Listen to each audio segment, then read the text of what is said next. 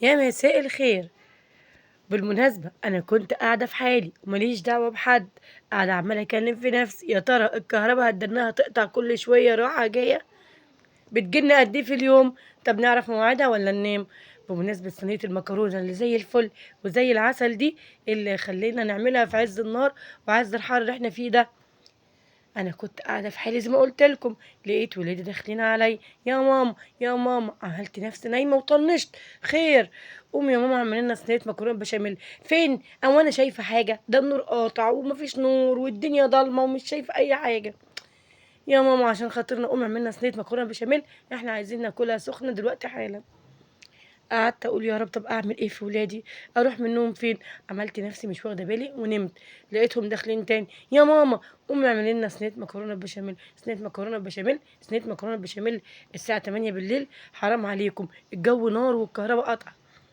المهم صعبوا عليا، قلت قومي يا ميسه اعملها لهم. وزي ما انتم شايفين صينيه المكرونه الجميله اللي كانت في الفرن دي عملناها. عملتوها على ايه يا ميسه؟ على الكشاف، شغلت الكشاف عشان اعمل صينيه المكرونه. عملنا صينية المكرونة والحمد لله احنا عملناها من هنا والكهرباء قطعت من هنا، حمدت ربنا ما قطعتش عليا في وسط الشغل. المهم هنبطل كلام كتير وتعالوا شوفوا احنا عملنا ايه. نزلت بشوية زيت على شوية سمنة زي ما انتم متعودين.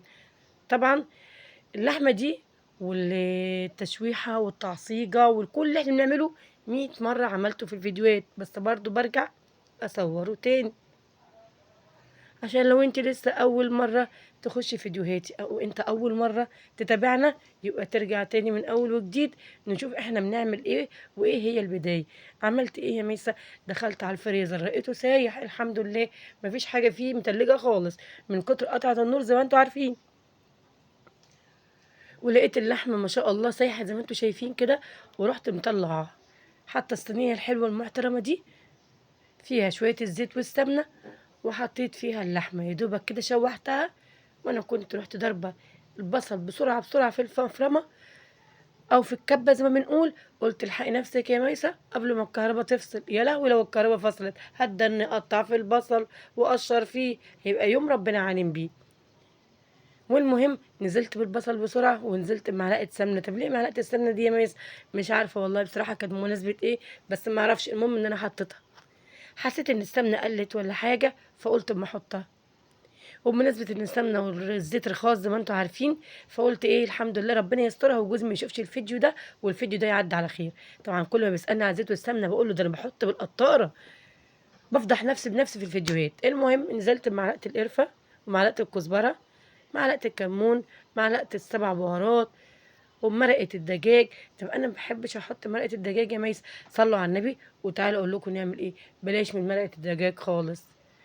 ايه ده يا ميس اللي انت بتحطيه ده؟ بابريكا. لقيت معلقتين بابريكا محطوطين جنبي، قلت خساره اوديهم فين؟ انزل بيهم على اللحمه عشان اللحمه تدي لون احمر شويه كده معايا، لان اللحمه اليومين دول مش عارفين هي جايه منين ولا رايحه فين، فبنزودها ايه احنا شويه حمار، لان احنا كل ما بنيجي نروح عند الجزار ما شاء الله بيحط لنا الدهنه اكتر من اللحم. طب بمناسبه الفلفل، بصراحه انا بحب قوي احط فيها فلفل. انت بتحبيش بلاش منه خالص، ولا تزعلي نفسك ما تحطيش فلفل. الفلفل الاحمر والاخضر ده بيديها بصوا طعم كده وشكل جميل كده واحنا بناكل. المهم اكنك مش شايفه واكنك مش واخد بالك. وبمناسبه الحله لان الجو ضلمه ولادي مشغلين لي الكشاف، وبصراحه انا بخاف الحلل تبوظ مني من كتر عمايلي في البشاميل، لان البوتاجاز عندي بيهب. فبجيب الحلل القديمه شويه اشتغل فيها عشان مفيش ولا حله بعد كده تنفعني في التصوير. لا، ماشي ميسه ايه شغلك باي حاجه. والمهم حطيت الحله الحلوه المحترمه اللي هلاقي التعليقات دلوقتي كلها شغاله عليها، ورحت مسخنه حبه السمنه ونازله بحبه الدقيق، وريحه الدقيق بقت جميله وتحفه. وفي الاخر وانا شغاله برضو ولا لقيت سمنه ولا لقيت زيت. ورحت جايه قلت لا لا لا، كده كده كده جوزي مش واخد باله ومش هيركز في الفيديو، بيشوف اوله ما بيشوفش نص الفيديو. ورحت نازله معلقه سمنه تاني، طب ابوظ الاكل؟ يلا نمشيها. هو الاكل محتاج سمنه، ان غلي ان رخص لازم نحط سمنه. والمهم اتدنيتني زي ما انتوا شايفين كده رايحه جايه في الدقيق، وريحه الدقيق قلبة الدنيا وجميله جدا في الشقه. صلوا على النبي بقى وتعالوا شوفوا قطعة النور. كنا واقفين حاسين ان احنا ايه، بنتسلخ من اول وجديد. المهم ونزلت بسرعة كده باللبن، لان بنتي ماسكة الكشاف. حرام عليك يا ماما، الجو نار، الدنيا نار. وبمناسبة اللبن، طبعا اللبن ده انا حاطة عليه كوباية مية عشان مش تقولوا ميسة اللبن خفيف. مش مهم، مش هيفرق، ده بشاميل. وقعدت اقلب اقلب، وبنتي هتتجنن، هموت يا ماما حرام عليكي الكهرباء فاصلة. ورحت نازلة بمعلقة الفلفل الاسمر. ما حبيتش ازود بهارات كتير، لان انا حاطه بهارات في اللحمه. لو انت حاطه بهارات في اللحمه وحسيت ان هي مظبوطه، ما تزوديش كتير في البشاميل عشان المكرونه ما تطلعش منك حادقه. طب ايه دي يا ميسه؟ دي واحده مرقه دجاج. كل اكلك مرقه دجاج، انا بحب مرقه دجاج. والمهم ورحت مقلبيه بسرعه بسرعه. وانا قاعده عماله اقلب، لقيت الباب بيخبط، ولقيت بناتي يا ماما كلمي جارتنا ام احمد واقفه بره مستنياك. قلت لهم قول لها النور قاطع وماما نايمه. قالت انا سامعاكي يا ميسه، النور قاطع ماما نايمه. قلت يا نهار ابيض على ام اليوم ده، وعلى ام صينيه المكرونه البشاميل اللي هتطلع الجيران كلهم هياكلوها. بالمناسبه يا ام احمد، لو انت بتتفرجي على الفيديو وسامعاه دلوقتي او شايفاه، مع ان انا كده كده عارفه ان انت بتستخسري تشغلي الباقه، حتى لو الراوتر بتاعك بتفصليه على عيالك وبتستخسري تدفعيه، فالحمد لله ان انت مش هتسمعيه. المهم كنت انا سلقت المكرونه. فين المكرونه يا جماعه؟ هي بتتسلق. انا كنت جايبه مقطع فيديو هنا والمكرونه بتتسلق، راح فين؟ ما اعرفش راح فين، مش مهم. المهم هنكمل. وجيت هنا بالبشاميل ونزلت بيه على المكرونه. والله البشاميل اللي كان ريحته جميله.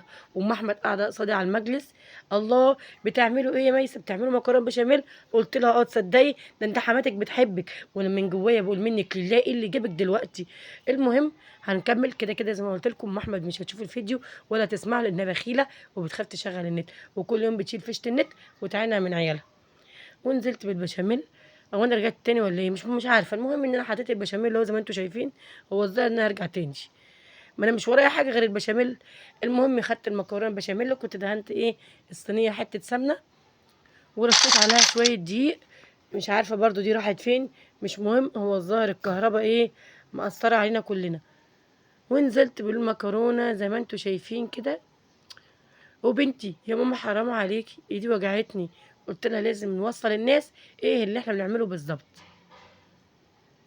وقلت اما اكمل الصينيه كده يعني عشان ايه فوق تاخد واللحمه ايه. طبعا ام احمد عماله تلك تلك تلك وتحكي وتتكلم، وفلانه وفلانه وفلان راح وفلان اجى. قلت الله يسترها علينا يا رب. ونزلت باللحمه عليها من فوق. بس ريحه الصينيه جميله يا ميسه، ريحه الصينيه جميله جميله وتحفه، تتاكل وهي لسه نيه. قلت ما تخليكي معانا يا ام احمد بالمره تتعشي معانا. كده كده انا بادئه فيها الساعه 8، الساعه داخله على 9 يا ام احمد، والناس قربت تنام. لا، من نايمه الصبح، ولما النور قطع قلت لا لما اقوم، فانا كده هسهر معاكم واتعشى معاكم. بس يا ريت تبعتوا تجيبوا جنبها ازاز حاجه ساقعه، ازاز كاكولا. قلت لها والله جد انت لازم تشربي جنبها ازاز كاكولا. قالت اه ما بحبش اكل المكرونه من غير ازازه كاكولا. المهم حطيت اللحمه وكملت عليها المكرونه زي ما انتم شايفين، ونزلت بالبشاميل على المكرونه. وام احمد الا تدوق البشاميل الا تدوق البشاميل. رحت واخده لها حبه في طبق ومدولها بالمعلقه. طبعا شفت البشاميل والله العظيم تحفه وجميل وريحته كانت تجنن. ورحت جايه هنا طبعا زي ما انتم شايفين ماسكه كيس الجبنه، قعدت انزل بيه على المكرونه. طبعا مش متخيله ان ام احمد هتقول لي دوقيني الجبنه كمان. فوانا برش من الجبنه قالت لي الله الجبنه دي نوعها ايه؟ قلت لها ليه يا ام احمد ولازم يعني تعرفي نوعها على اساس ان انت هتجيبي جبنه؟ ده انت بتعملي المشابيل بميه من غير لبن. قالت لا يا شيخه عرفيني عشان بناتي لما يقولوا لي ولا كده اقول لهم على نوعها. المهم اديتها حته كده برضو في طبق. قلت الهي ما تكسبي يا ام احمد، ودعيت عليها في سري. ايه اللي جابك عليا دلوقتي وايه اللي خلاكي تخبطي؟ رشيت الجبنه وخبيت بقيه الكيس في المطبخ من تحت، اساسا ان انا رميته في الزباله عشان ام احمد تقول لك هات ايه بقيه الكيس ادوقه. طب وليه يا ام احمد تدوقيه؟ ما احنا ندوق احسن. المهم والصينيه زي ما انتم شايفينها تحفه كده، جيت احطها لقيت البوتاجاز لسه ما سخنش شويه، ورحت حطاها زي ما انتم شايفين كده. بالهنا والشفا ليكم ولينا وعلى قلب ام احمد، الله يسامحها دنيا واخره. وعلى قلبنا شايفين الصينيه بتغلي، كانت ام احمد فاتحه الفرن وعماله تبص عليها. فقلت اما اخد لقطه قبل ام احمد ما تجيب اخرها وتقع في الارض. بمناسبه ان احنا وصلنا لهنا، اوعى تنسوا الاشتراك واللايك وتفعلوا الجرس يا جماعه، نستاهل منكم والله، احنا بنتعب جدا في شغلنا وفي تصويرنا. وكل سنة وانتم طيبين، ويا ريت تتابعونا كل يوم فيديو جديد. طبعا هنا ميسة بتحط المكرونة وهي لسه مولعة نار وسايحة، ده لسه حتى ما سقعتش. ام احمد منها لله قاعدة ورايا عمالة تقول لي حطي لي، اقول لها ده لسه سخنة، ده لسه يا ولية لسه حتى ما بردتش، تقول لك لا حطي لي. انا عايزه اكل، انا ميته من الجوع، انا من ساعه ما جيت وانا عيني فيها مستنيه تخلص. قلت لا، عينها فيها مستنيه تخلص، لازم تاكل بدل ما العيال تموت واحنا نموت وتبقى ليله سودة عليا وعلى اللي جابني.